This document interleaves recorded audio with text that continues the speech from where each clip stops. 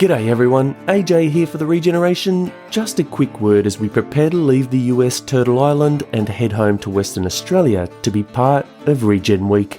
An awesome sequence of events happening in the week beginning Monday 15 September.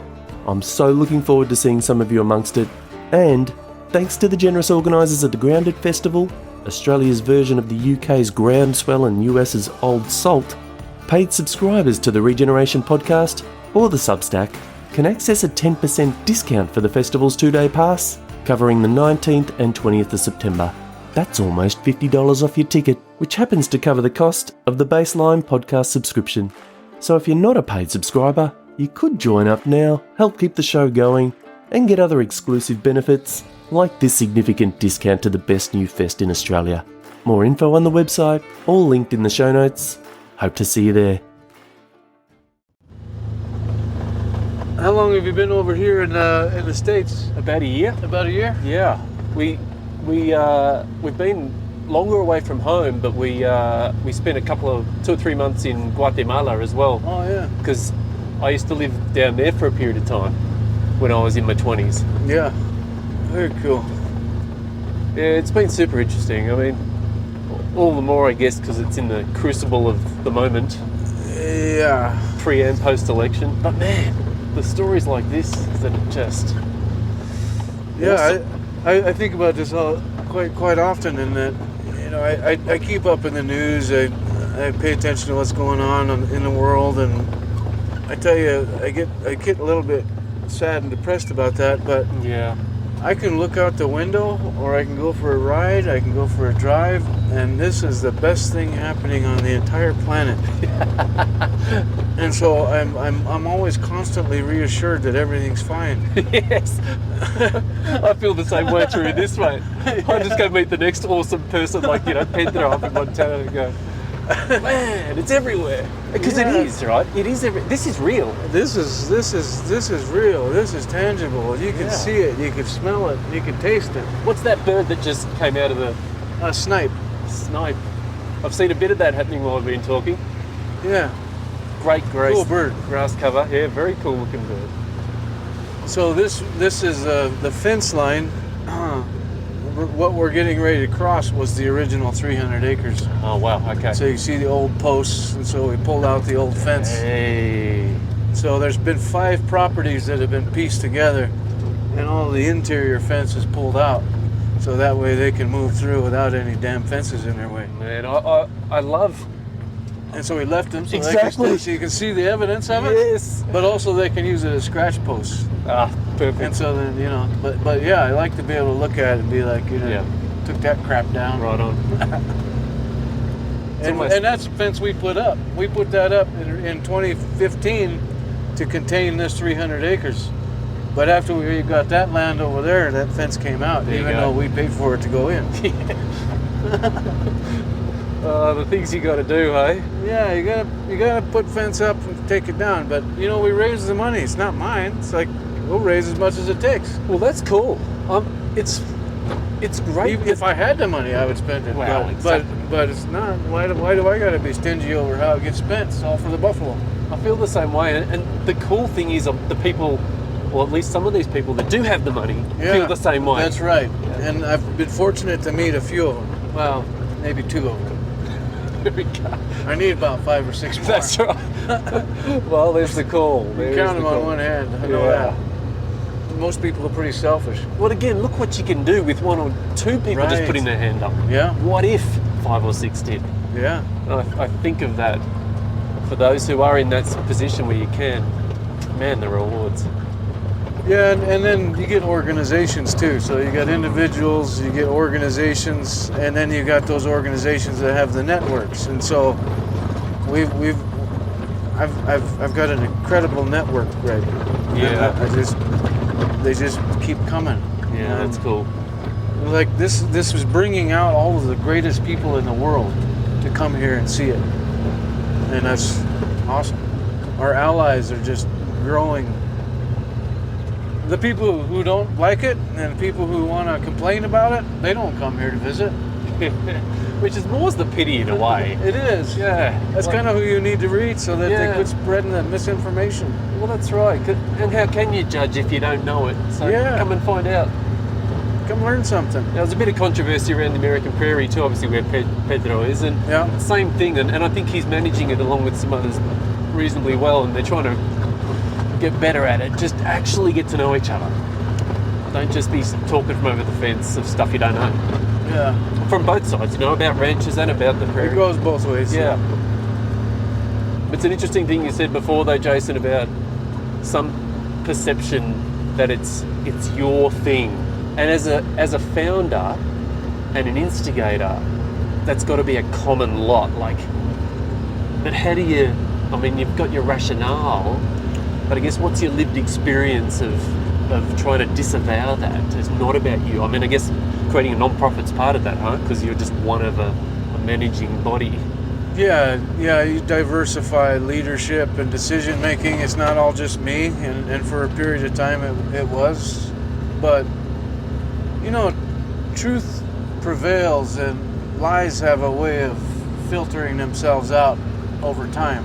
So, I mean, I can explain to people what I'm doing and what my goals and what I envision this. But if they don't believe me, then I don't need to spend any more time trying to convince them. Because over time they will see, and I'm not trying to change everybody's mind on what maybe they feel about me. I want the work to speak for itself, and it has Xavier, Taylor, and Albert, and Pam, and the crew now associated with it. So I mean, I have to be able to not let negativity and naysayers, misconceptions, and lies affect me. So I've have to kind of do some deep down kind of soul searching myself to call it out for myself when it's there. So yeah, I imagine. I don't need that energy to drain me any more than what I already do drains me. Yes. And if I know what I'm doing is the right thing for the buffalo, it's the right thing for our community, it's the right thing for our nonprofit and our organization, then that's just okay with me. Because if it ever gets called into question, or people bring it back up, I think the evidence will be there. Yeah. To where the lies won't make sense anymore. I believe that. Again, because it's real. Yeah. You can manufacture stories, obviously, but yeah, what's real? There's another saying amongst Aboriginal folk, some Aboriginal folk I was spoken to back in Australia, that they never forgot where the water was. Yeah. Just anchored to what's real. Yeah. But yeah, noting though that you have to catch yourself in it occasionally, and yeah, some things some things will bother me. I've been bothered by some things people have said. Yep. And in hindsight, or even in having some foresight, to not engage, do not let that energy in, because it can drain you real fast if you let it. And I have to be reminded about that vote. 90-7, overwhelming support is out there. Just keep doing it. Just keep going. And oftentimes I think about these little old Shoshone grandmas that when we brought the first 10 buffalo, they came up and they said, "You keep doing what you're doing. Don't listen to anybody." And I tell you, if little Shoshone grandmas tell me to keep doing it, I sure as heck am going to keep doing it. Because it's them that hold on to those beliefs and values that many of our own people have forgotten. And if you look out here and the buffalo are doing just fine, everything is fine. We get caught up in our human stuff all the time, but if the land is expanding, the buffalo are expanding and they're having babies, we are doing fine. We can't get confused about our human stuff, because the goal is them, the buffalo. It's a hell of a sight Jason? The snow-capped mountains and rolling hills, and 7 more range units, and these buffalo will be able to get to the top of there. is that right? Yeah, Wow. about 400,000 acres. Maybe a little more. It's something to behold. Maybe in the next 8 to 10 years, hopefully in the next 3 to 5 years, I've got 2 more range units next door to this one, and then we'd have 70,000 acres out there. And that 70,000 is actually contained by 2 highways, so that's practicality-wise makes sense Yeah. as a next feasible, achievable Yeah. goal. And this bit's treed. This is the waterway here, I guess. Yeah, this is the Wind River. This is the riparian area There we go. for the water river bottom. So the Wind River headwaters are up there, and then it comes down through here and goes over by Riverton and flows north through Wind River Canyon. Once it gets through Wind River Canyon, it changes name from the Wind River to the Bighorn, Huh. and that's why it's referred to as the Bighorn Case. Oh, right. The water rights case. Got it. Is because it was adjudicated in Thermopolis, where the river is called the Bighorn. Right. But I almost think that they did that on purpose to draw attention away from what they did here. It matters, doesn't it? Yeah.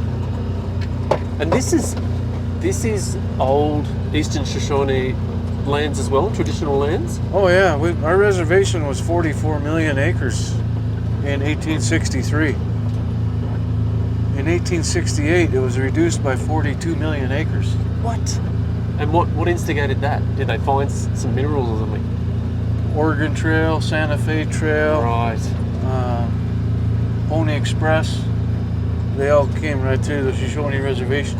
That's another one of these stories, hey, of you're already into a reservation context, and even then you're stripped of that. And then after that, they were stripped of land even further. Really? Yeah, I could go through a timeline with you Yeah. of all of the steps, all of those historical decisions that have resulted in the way it is now. What's your experience of still being anchored, albeit at 2 million acres, but to that traditional land? The lands that we were on and utilized, we've always had a reciprocal relationship with, kind of like what we're referring to with this buffalo, but it has to do with our foods. So the lands that we were on obviously provided all the sustenance that we needed. And for us Shoshone people, that was obviously the buffalo, but it's also in roots and plants and berries, which comprised our ancestral traditional diet. Certain seasons we would move to different areas to hunt and harvest different foods. That was tied to the medicine wheel. It represents spring, summer, fall, winter. Well, we had different foods for every season, which meant we needed to travel to a different place or different elevation every season. So in the summer months, we used to move to the mountain, and we would hunt and harvest food up there throughout the summer. Then come time fall and winter time, that would be time to move low elevation. That changed our foods and what we would hunt and gather. So out of the big 44 million acre reservation, imagine the amount of resources that you could hunt and gather and sustain yourselves. Well, when you go from a 44 million acre to a 2 million acre reservation, and then you start to hunt year round, you deplete the wildlife, and then you have westward expansion coming in telling you that now you have to become farmers and ranchers. The buffalo are gone. Then you rely on the federal government for commodity like flour and sugar and salt. So our relationship with the land changed with colonization. We become sedentary. They put us in villages, they put us in square boxes that we couldn't move from. So not a lot of us, I remember as a youngster, we used to go stay in the summer up in the mountains for couple months. Really? And a lot of families used to do that. And we'd gather firewood and we'd gather resources to prepare for winter. And so then we'd bring that Still stuff down, found a way. and then yeah. And so I think that we're trying to find our way back to that. To possibly. Yeah. I mean, I am. Yeah. Speak for myself. Yeah. But I see it. I see it in some of our young people that are continuing to practice our ceremonies. We got young people going in and learning the songs. We got. It's there. It's alive. It's not abundant, but it's alive. Have you learned much about your ancestry further back? Well, both of my parents are Shoshone, so on my mom's side, we come from a prominent family. On my dad's side, he's an old Shoshone, but his my dad's grandpa came from Isleta Pueblo, Oh. and his name was Claude Moya, and he had witnessed a murder, him and his cousin, and they rode horses north to Wyoming, and his cousin was shot off of the horse. And so to escape persecution, my great-grandpa took his mother's maiden name, which was Valdez, and they changed the V to a B and the Z to an S. I was wondering about the S. And so my last name comes from Claude Moya, but he was from Isleta Pueblo, New Mexico. And he married a Mexican lady, and she came from the Pareja family. Both from here, but more of a Mexican and Pueblo lineage. Yeah. But the Shoshone family, the Weed family, my mom comes from, is a prominent family here. My great grandpa on my mom's side was a scout for Custer. His name was Rabbit Tail. Huh. He was at the Big Horn. Wow, really? And, yeah, so, and that's just, it's a couple of generations ago. So. Yeah. Yeah, before that, we were buffalo people. We lived in lodges. We hunted, fished, gathered. But my grandma and grandpa went through the boarding school. And so the language stopped with them. They didn't teach my aunts and uncles the language because of what they went through. So it was my grandma and grandpa were the last fluent speakers. Anything happening on that front? Yeah, we have other families in the tribe that are more prominent or have the language more intact. And then our schools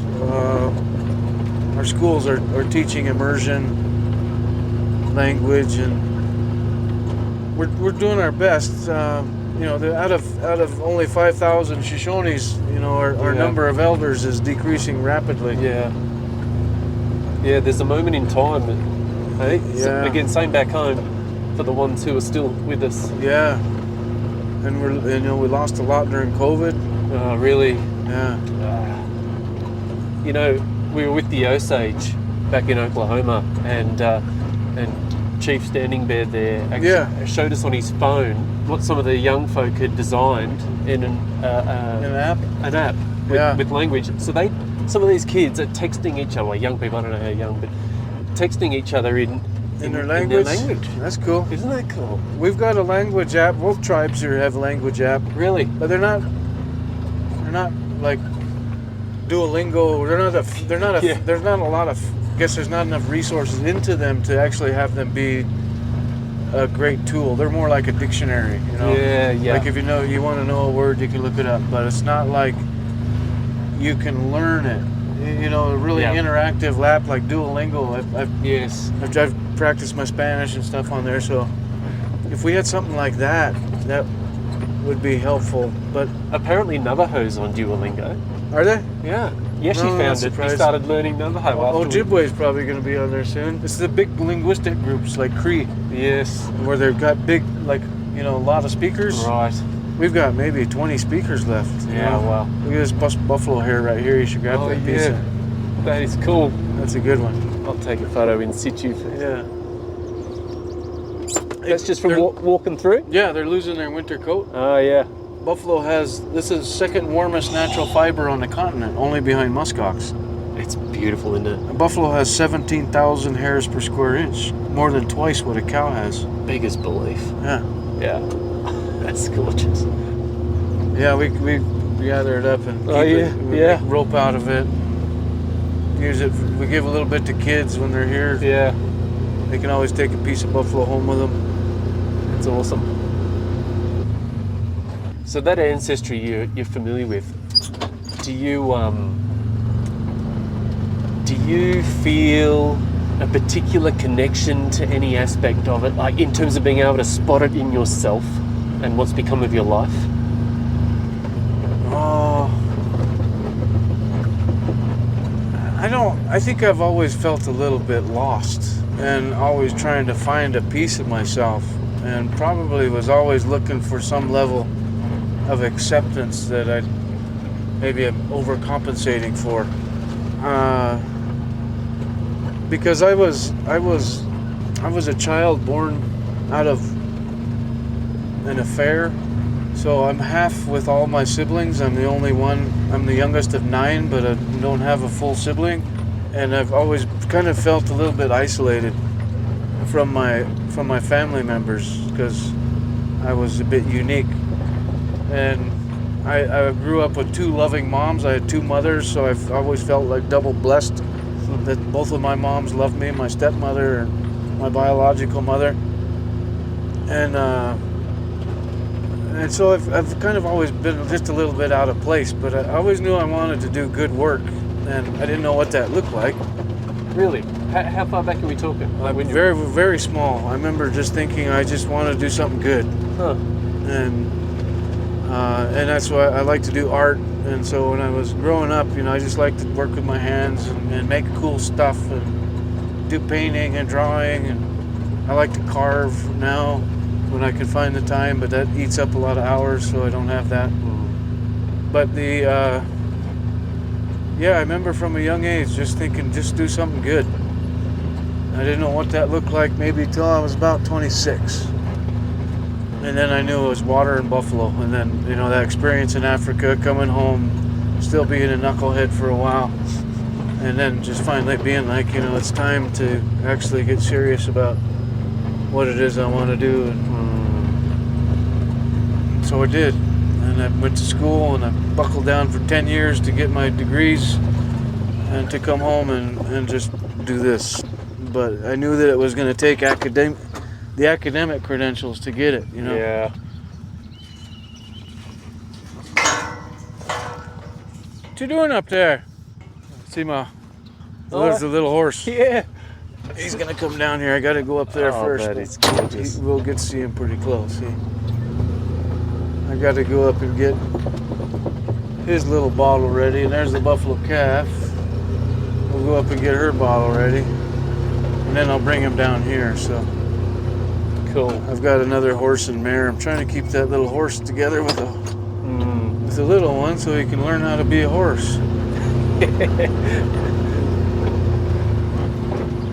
So there's another little horse and mare in here.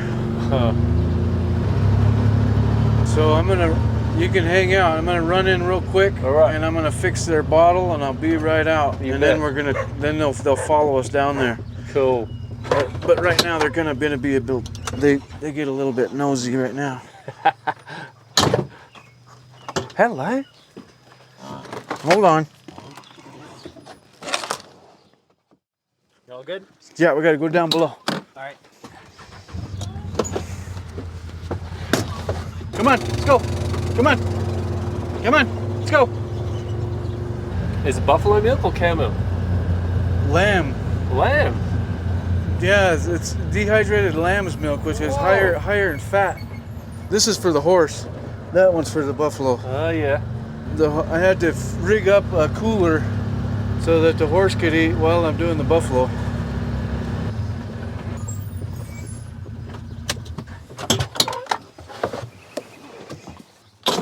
Come on. Come on, sand dune. Yeah, with him.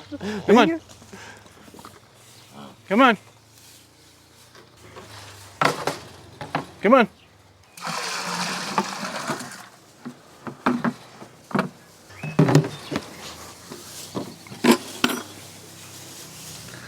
Igloo mama. That's outstanding. Shows what mums have to deal with, hey? Yeah. So how much milk would a normal baby buffalo drink per day? Per day? That one goes about through 3 of those bottles. About 3 of these bottles, yeah. Wow. Morning, lunch, and dinner. She got fed at 6 this morning. This is her second feeding. She'll get another one this afternoon and then another one tonight. Isn't that 6 pints too? Yeah. So 18 pints? 3 liters, 6 pints, yep. Instincts, hey? Yeah, instinct. That's the way you want it. You get that photo, Yesha? You gotta make it comfortable for her. You're never gonna feed her the other way now. Well, I have been. I've been feeding her off to the side. But when she gets a little picky, then I'll accommodate a little more. But she's about good. So she only drank about this much for now. He drinks more frequently than she does. But I've been putting him in here for the last 3 nights now. But I don't like locking him in here during the day, so I let him run around. But with his cooler down here, if they go up there, then he doesn't get to eat because he doesn't quite associate coming back down here to eat. Yeah, not every day do you have a little horse and buffalo being raised together. So species-wise, they The little buffalo not was very. I trying mean, to drink from the horse like another buffalo. you see your horns are coming in. Really? Growth rate must be huge, huh? I was telling these guys they have to be 180 kilos by the beginning of winter. Yeah, right. Yeah. But yeah, these are the orphans. That's beautiful. And this is Ruby, right? Yeah, this is Ruby. And her twin? Her twin is out there. Don't know which one it is. Don't know which one. Can't tell. I mean, you can see how much they look Yeah, alike. true. But she's tracking all right? Yeah. Yeah, she's can strong. tell. When she was the first 2 days, we had to intubate her. She didn't know how to eat, which could have been the reason why she was abandoned too. But Yeah. we had to intubate her, so you had to put the tube down her throat and make sure she was getting milk. And then she got strong enough to be able to figure this out. Outstanding. And so she's strong. She's certainly strong. She's not weak at all. Yeah, she runs circles around him. Is that right? Oh yeah, I could take him for a walk every morning and evening, and if I can during the day. So, yeah, they walk all around the place here, and then I've got them where they'll follow me on my horse too, so I can ride out and they'll follow me on the horse. What about other enterprise? You got your eye on some of that as well, or are you going to keep this sort of commercial free, as it were? Yeah, I'm really not focused on trying to do anything to market the meat or commercialization. We don't do that for wildlife, and we've got to maintain that focus on ensuring that these animals, first and foremost, are restored as wildlife and not livestock.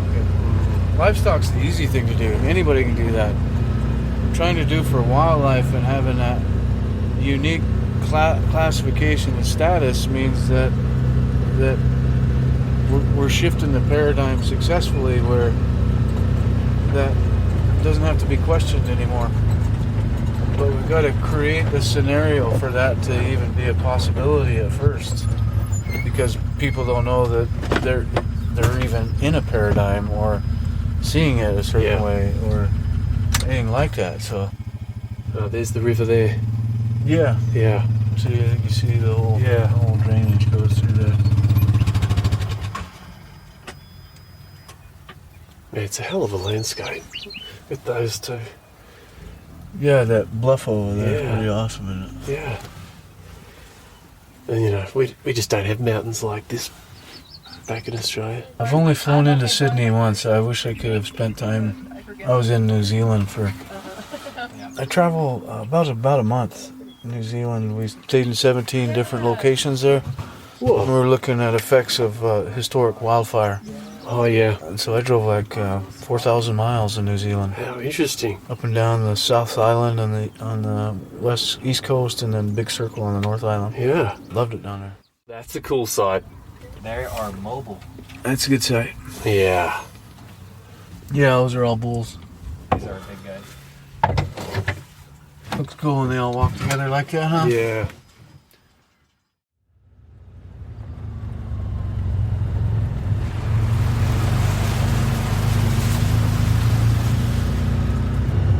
I mean, change is the only constant, Yeah. and it's inevitable, and Yep. Which also we means roll with the punches, you know. exactly. Stand by for the next change. They Stand won't by last for the forever. next change, yeah. Yeah, if you don't like it, wait a little while. Yeah. Yeah, I'm still trying to figure out what I'm going to be when I grow up. Me too, mate. I didn't think it would be this. Yeah. I didn't think it would be this. This is pretty nice for the meantime. Oh yeah. Sure is. I still want to travel. I still want to go. I'd like to go to Colombia. I'd like to go to Peru. I want to go back to Africa. I want to go to Angola, Uganda again. I'd love to go back to New Zealand. I want to go to Australia. So, Scandinavia. I want to go visit the Sami people. I want to go to Oh my see God. indigenous people across the planet and what they're doing to revive their culture and food traditions. That's like, I would really love to do that. Yeah.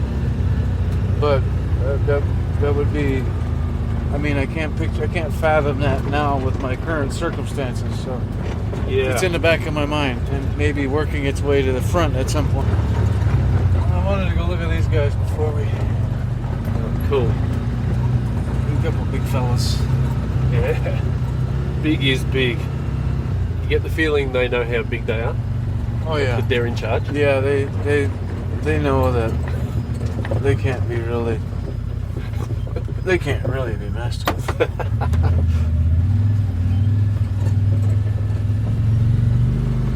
And since he stood up, we'll go and move him over a little bit. Slow head turn. Should be able to keep him comfortable enough where he won't step off. And I gotta give him a little second to think about it. Then I can go a little closer. There's a nice piece of hair right underneath him that Oh, yeah. fell off of it.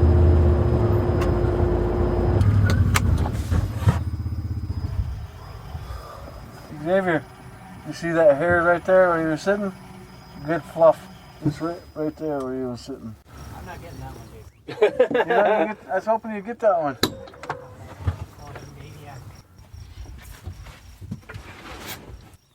Pretty awesome, huh? That's awesome. It never gets old.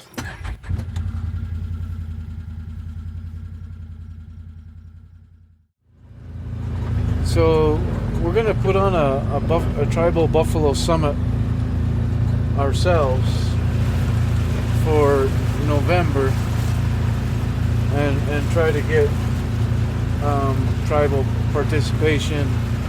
Here. Yeah, in the area. It'll be at probably the casino in Riverton. Yeah. But yeah, we want to be able to put together a convening that is tribal members, tribal buffalo programs, tribal resource management focused, and oftentimes it's a lot of these events are all non-native organized, so it's just not the same. Yeah. So we want to try to bring our own flavor and work with some other native organizations that can make it a unique conference. So you can see our calf over there, somewhere in the size of these guys. Yeah. I love the calf there just flat out on its side. It just reminds me of humans when they're young, eh? Just got to sleep a lot. Yeah. Growing up. I like when you drive by them and you smell them. Yeah. That's a new one right there. Yeah. It's just a couple days. Oh man, look at that. Yeah. Look at them. Babies all over the place. It's just awesome. Yeah, one has horns and the other one Mum does it? Oh, yeah. Mum comes back, just to be sure. It's amazing. It's like yesterday. There was like the first 10 were getting off of the trailer. Yeah, it feels like that, huh? Yeah. And it's like, bam, here we are. Wow. Blows me away.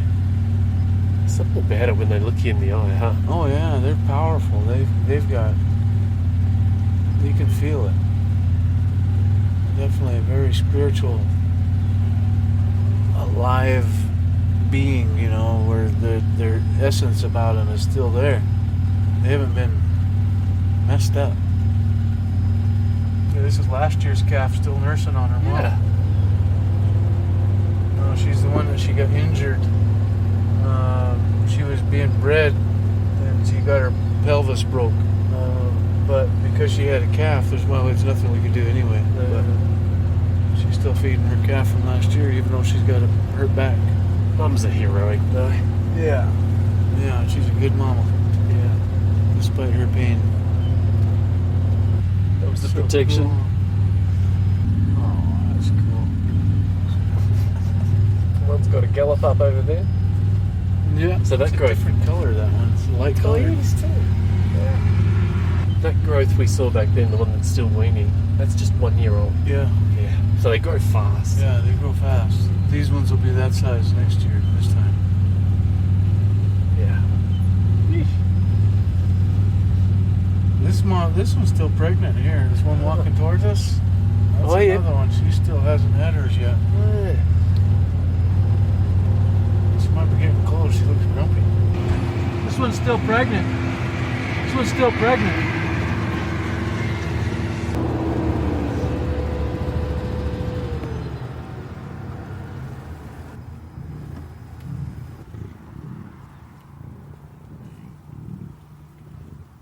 Look right out your window, man. Don't move too fast.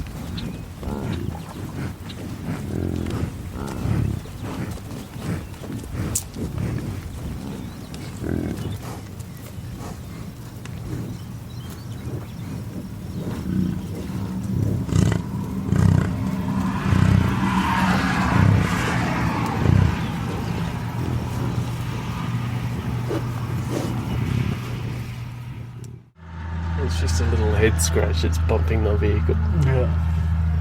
Scratching his head. Yeah. It's a fair size.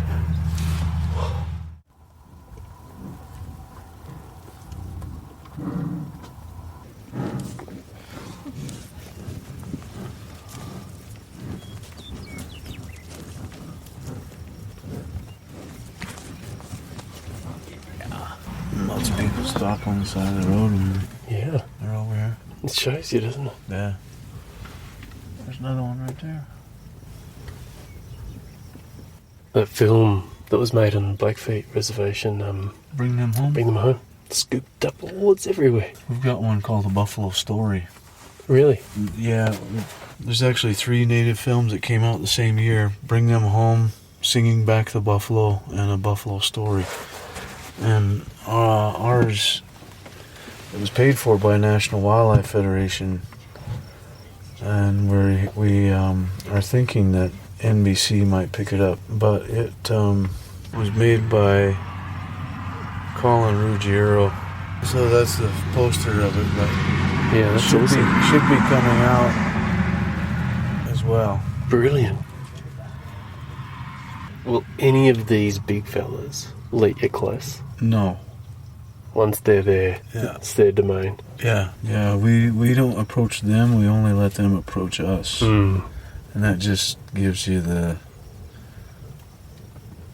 so it's their decision. Yeah. Otherwise, there could be, it's just not as acceptable then, I don't think, Yeah. Yeah, in a way, my home is oceanside. Yeah. Back home. Yeah. And it's the same with the animals in the ocean. Right. Dolphins, whales. But if you like that, they will come to you. Yeah. Yeah. It's funny, like I've been paddling next to a whale that will just dwarf thing. decimate you, yeah. A tail wag. Sure. Yeah, but they don't. Yeah. And it just strikes me here with them too. They're not aggressive beings. No. Yeah. And if you don't give them a reason to be, like Yellowstone, where they get harassed all the time, Yeah.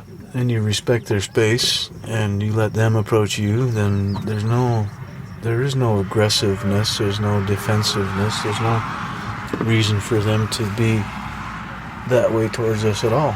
It's very apparent that. And you know, you observe the same thing in snakes. Like all these stories we have about animals out to get us. Dogs, horses, Yeah. I mean, you just have respect for the animal and nothing. Yeah. But you got to know your own space and your own boundary. Most people are totally unaware of their space, even their energy. Yeah. Most people are unaware of their energy. They're talking real loud, or they don't know how to shut it down. And animals can feel that because they're all nonverbal, obviously. So I learned about it from being around horses a lot, and it's just you just be careful with your energy, you know, and they feel that.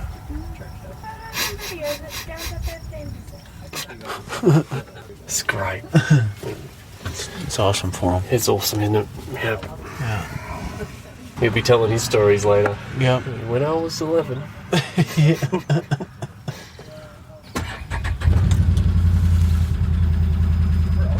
Oh, that was cool, man. Yeah, it's the easiest place to be, hanging out with these guys. Yeah.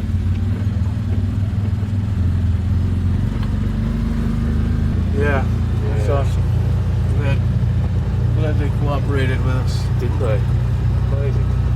Yeah, so curious about the vehicles. What's in the back? Yeah, yeah.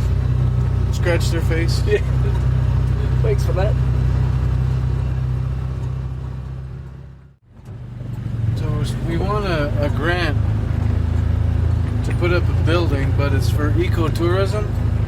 Now, I wanted a grant to put up a headquarters for our nonprofit. But somehow we got a compromise. So we got a $9.8 million building going up right here. Is that right? Well, I think so, unless we back out of it. But yeah. Well, man. Yeah.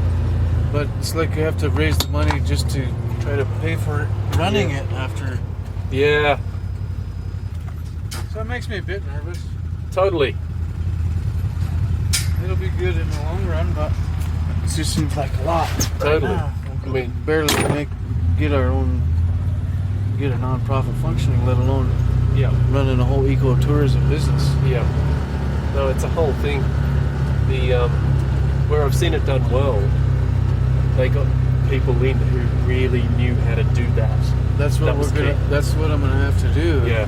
I think because none of our team members were set up to run a tourism thing. So. Yeah. It's a whole distinct thing. It's a whole thing. Where it's done well, I've seen it be awesome. Well, and Africa is actually the place that reminded me of it, with all the lodges and the tourism and everything that they're doing to accommodate visitors. Yeah. That's kind of what we need. Yeah. And hiring it out. So yeah, we're kind of navigating that. But apparently by this time next year, we should have well underway to be building it. Yeah.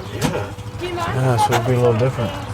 I'm going to keep my office in here, but You're in the shed. yeah, I'd much rather be in the shed than In a palace. big old palace building. Yeah. Yeah.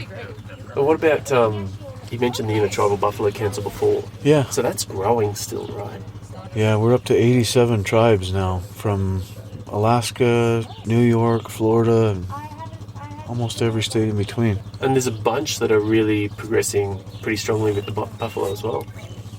Yeah, depends on the tribe and the land base, but 87 tribes working to restore their buffalo back to their lands is pretty significant. So tribes in the west have a little bit more larger land bases that maybe make it a little easier, but it doesn't diminish the importance of buffalo depending on the size of the tribe's reservation. They're all important, and so I think trying to accommodate as many tribes as we can with resources.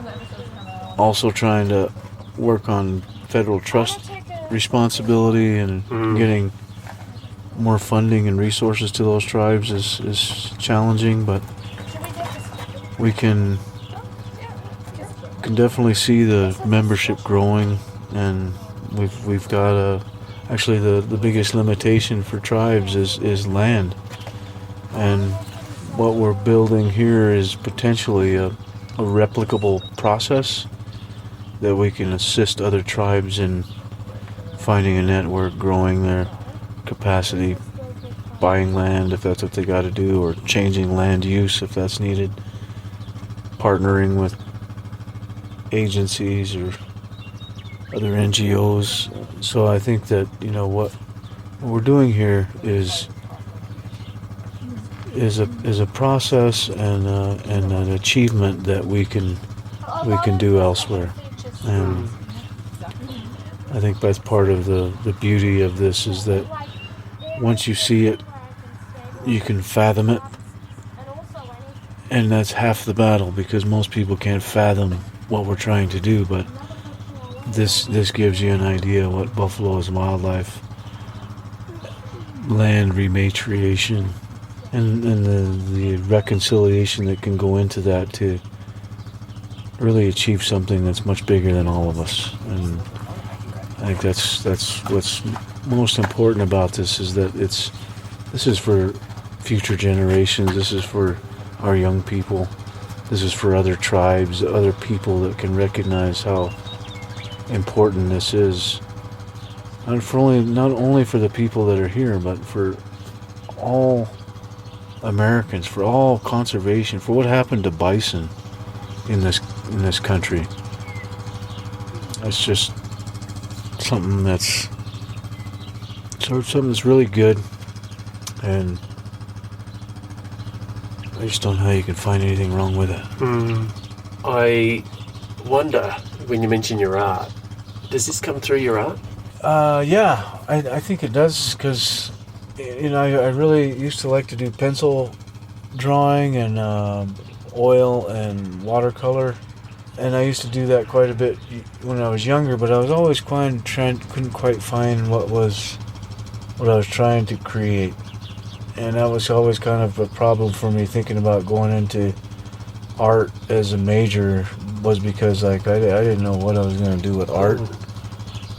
And when I finally found stone carving when I was in treatment, actually, for alcohol, I found this old guy who was carving stone, and stone carving is something we've always done. Yeah. With Shoshones, we made bowls out of soapstone, and we made our utensils out of soapstone, our pipes out of soapstone, and once I found that, I started carving buffalo, and carving little figurines of buffalo, and figurines of other little things, birds and mammals. And so I think about the time where I found recovery was and sobriety was about the same time I found stone carving, and it was like the only thing I had never done. I did jewelry making and bronze, you know, painting, drawing, sculpture, but stone carving was one thing I had never done until I was in finding my recovery. So I would say that it is in my art now, way more so than it ever was, but it's hard to find the time to do art now because I'm so busy with everything else. But Yeah. I can easily sit and carve for 10 or 12 hours and it just go just like that. But I don't have 10 or 12 hours of time that I can put to that. So it's a kind of a balancing act. At some point I'll be able to spend more time doing what it is I like to do. Stone carving, I really want to do more woodworking. I really love camping and fishing and creating tools that help sustain my hobbies. So I like to be able to create things out of wood that become heirlooms that I can pass off, but are tools. So I've been really wanting to build this camp box that fits my camp stove, fits my utensils, but it's just something you can throw in when you're ready to go. So I really like to do leather craft. I like to braid leather and rawhide. And so I'm always trying to think of ideas of when I have the time, what am I going to create? So it's either going to be leather or stone or wood. Did you ever play music? Yeah, I played guitar, I played saxophone, played in a 3-piece band when I was going to school in Bozeman. I played upright bass. That's great. Yeah. Good work. Yeah, but since I moved home, I haven't really been playing too much music. I really miss it. Yeah, we'd have a couple gigs a week when I was living up there, and that was part of the hardest thing from moving from Montana, was that I was moving away from music and away from my band and back to this. And this was obviously most important, but it was hard to let that part of me go. And my bass is still up there. I left it up there so that in hopes that when I could go back, we'd be able to play again. So our other band member has my bass up there. That thread's still there. Yeah. I partly ask because I always end every episode with a piece of music that means something to you. Yeah. And, if people happen to play and they want to play something, we can always do that. I always like Your Rocky Spine by the Great Lake Swimmers. And that was a song that I used to practice a lot around my stepmother. And she'd always ask me to play that song. It was just a fun song. I liked the way it sounded. But one day she asked me if I would play it at her funeral. Oh, wow. And she had a terminal illness, and we knew that she was going to pass, and I promised her I would. So when it came time to her funeral and her memorial, I played that song for her, and that's one of the only songs I've ever played solo in front of a crowd. But it was because she asked me to do that. But of course, when I hear that song now, it always reminds me of her and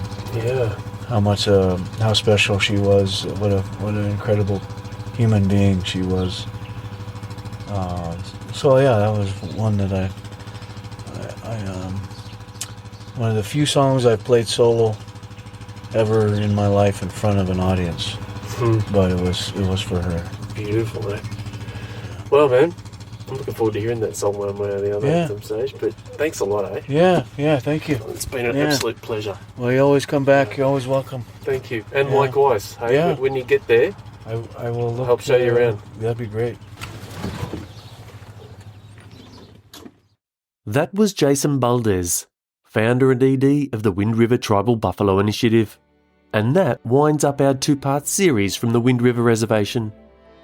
If you missed part 1 last week, head back for a listen to the brilliant young staff, Xavier Michael Young and Taylor Dawn Stagner, that were also kindly showing Yeshi and Olivia around while Jason and I talked.